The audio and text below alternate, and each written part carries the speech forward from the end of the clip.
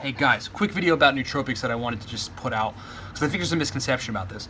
Nootropics are great for a lot of reasons. Nootropics will help repair the brain from a range of things, from drug-induced brain damage, from doing various drugs over the years, for alcohol-induced brain damage, like say you drink a fifth of rum every day for 10 years and then eventually you're not yourself anymore and you stop it, but you can't get your focus back.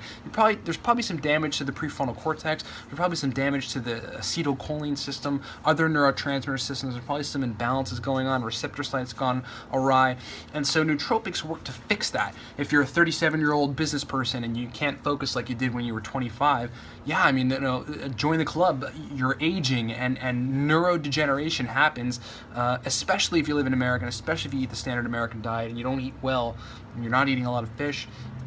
It happens. Neurodegeneration happens. So nootropics are a great way to go in and restore those systems, to repair the neurotransmitter systems that might underlie your problem, etc. But I think the way that people should look at nootropics is from a reparative standpoint. As a lot of people think, like, I want to take nootropics every day for the rest of my life. And I guess there are some maintenance nootropics at very low doses that you could do that with.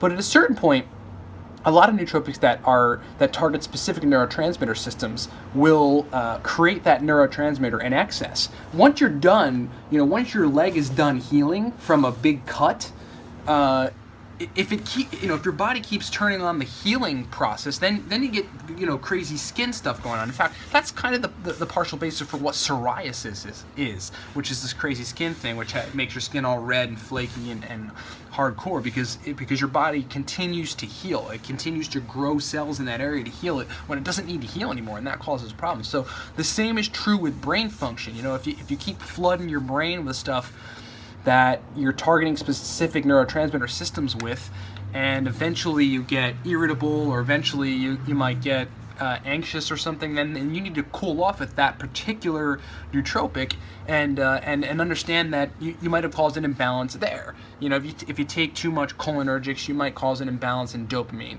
If you drink too much caffeine, you're going to cause an imbalance in GABA.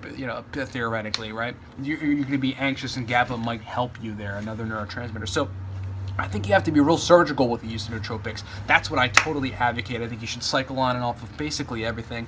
And if you're taking a nootropic, ask why. Why am I taking a nootropic right now? Is it that I need to get better brain performance right now? That I feel like I can go further? Great, that's awesome. Find the right one and stick to it and make sure that it works for you, and monitor if you get any side effects. If you do taper off, cycle off, come back a month later, do whatever. Am I taking a nootropic because I have some sort of deficiency that I can tell is happening in verbal fluency or memory or focus, and that's why I'm taking a nootropic? Awesome. Find the right one, correct your deficiency, make sure you're good again, and operate awesomely, and then cycle off. Cycle back on a little later, cycle off, cycle back on. Neurotransmitters build up in your brain. Specifically the chemicals that make neurotransmitters, they can build up in your brain. CDP choline, alpha GPC, these are acetylcholine precursors. These things have long half-lives. So eventually you might get to the point where cycling off is better. If you take too much huperzine A, that makes you have a whole bunch of acetylcholine in your brain by inhibiting an enzyme that breaks it down. And eventually there's symptoms involved in too much of that. Huperzine A is well known for its side effects if you take it in excess. So I think it's just important to be surgical about nootropic usage.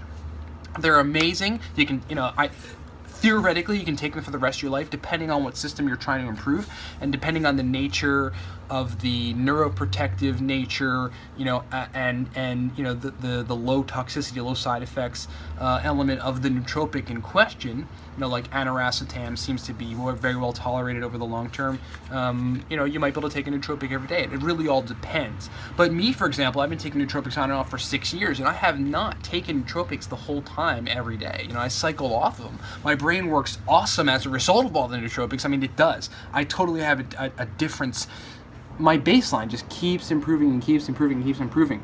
But it's because I cycle off and I realize where a nootropic has given me extra blood flow to my brain, like ginkgo biloba or something, and I've taken it for 2 weeks, and now I actually feel like that's kind of continuing to happen, or my brain has sort of changed in response to it. The brain changes in response to these nootropics, which is an amazing thing, because a lot of them make changes in the brain that are good, are beneficial for the future, stave off decline in cognitive function and make you function better, as a productive business person or as a productive wife or husband or person or whatever.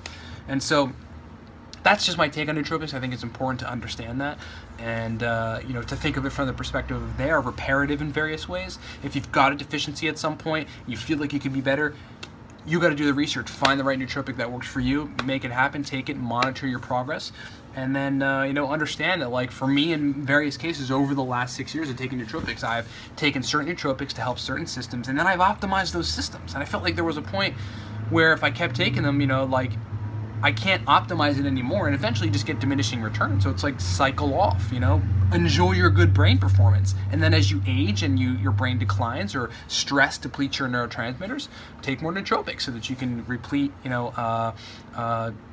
epinephrine or dopamine or norepinephrine from a supplement like L-tyrosine is a popular enough nootropic, or acetylcholine from CDP choline, or you can improve your synaptic functionality. You can function on your brain at the synapse level and try to improve nerve growth factor to spawn new neurons from uridine monophosphate. I mean, that's why we built Cortex, for that reason, to help people with a myriad of problems and to optimize performance from baseline in a major way. So anyway, I could ramble on forever. I hope you get the point. Thanks a lot for watching.